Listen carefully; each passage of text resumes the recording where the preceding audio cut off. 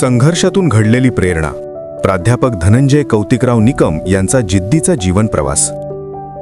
नाशिक जिल्ह्यातील दाभाडी, पूर्वीचे देववाडी या छोट्याशा गावातून शिक्षण, संस्कार आणि समाजसेवेचा दीप संपूर्ण परिसरात उजळणारे नाव म्हणजे प्राध्यापक धनंजय कौतिकराव निकम.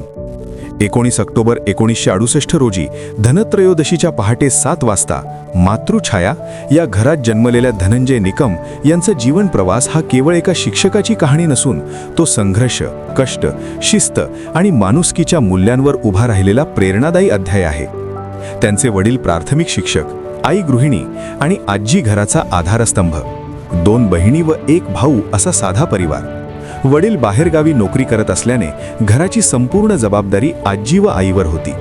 आजींनी घरात शिस्त व संस्कारांची पायाभरणी केली, तर गावात पहिल्यांदा भजन कीर्तन सुरू करणाऱ्या भा बागाबाई महादू निकम यांच्या परंपरेतून आलेली आध्यात्मिक ऊर्जा धनंजय यांच्या जीवनात कायम दिसून आली.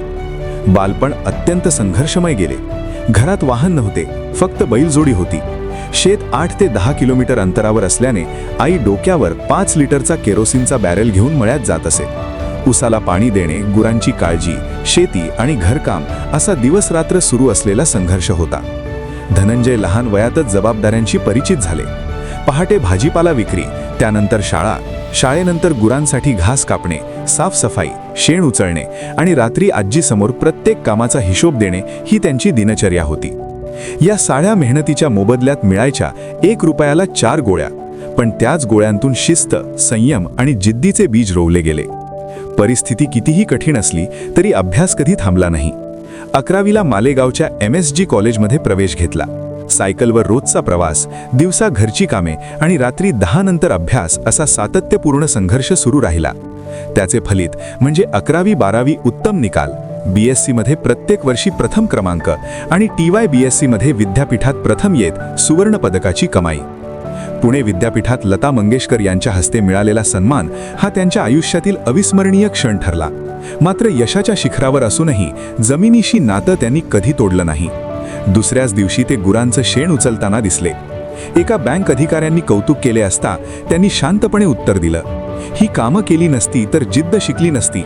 हे वाक्य त्यांच्या आयुष्याचं तत्वज्ञान बनलं. यानंतर त्यांनी प्राध्यापक म्हणून वाटचाल सुरू केली. महिला PVH कॉलेजमध्ये क्लास 1 अधिकारी म्हणून रुजू झाल्यानंतर FY, SY, TY आणि MScच्या विद्यार्थ्यांना त्यांनी ज्ञानदान केलं.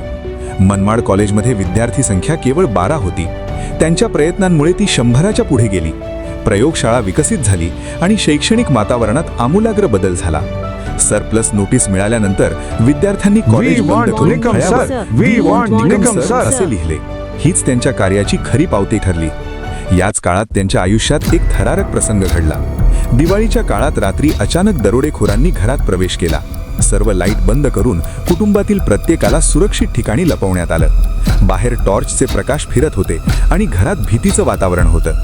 मात्र प्रसंगावधान राखत त्यांनी योग्य वेळी युक्ती वापरली. गोंधळ उडाला आणि दरोडेखोर बहुत आदमी है म्हणत माघार घेतली. देवाच्या कृपेने कुणालाही इजा झाली नाही. त्या रात्री त्यांनी केवळ कुटुंबाचं रक्षण केलं नाही, तर धैर्य आणि शांततेचं मोठं उदाहरण समाजासमोर ठेवलं. यानंतर नाशिकमध्ये विविध प्रतिष्ठित क्लासेसमध्ये अध्यापन करताना CET परीक्षेत सलोनी करवा या विद्यार्थिनीने 100 पैकी 99 गुण मिळवून राज्यात प्रथम क्रमांक मिळवला. 2002 मध्ये काकाणी ज्युनियर कॉलेजमध्ये रुजू झाल्यानंतर असंख्य विद्यार्थी डॉक्टर, पोलीस अधिकारी, इंजिनियर, कलेक्टर, नेव्ही ऑफिसर आणि प्राध्यापक झाले. स्वतःची मोठी कन्या डॉक्टर झाली. हा क्षण त्यांच्या आयुष्यातील अत्यंत भावनिक आणि अभिमानाचा ठरला. शिक्षणाबरोबरच समाजकार्यालाही त्यांनी तितकंच महत्त्व दिलं.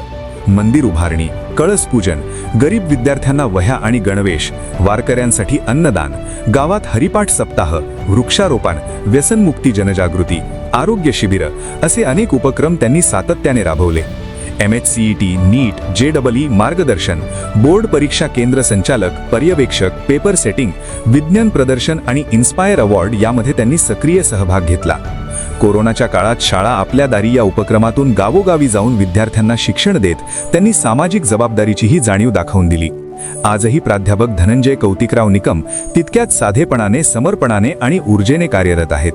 ते केवळ शिक्षक नाहीत, तर पिढ्या घडवणारे मार्गदर्शक आहेत. त्यांच्या जीवन प्रवासातून एकच संदेश मिळतो.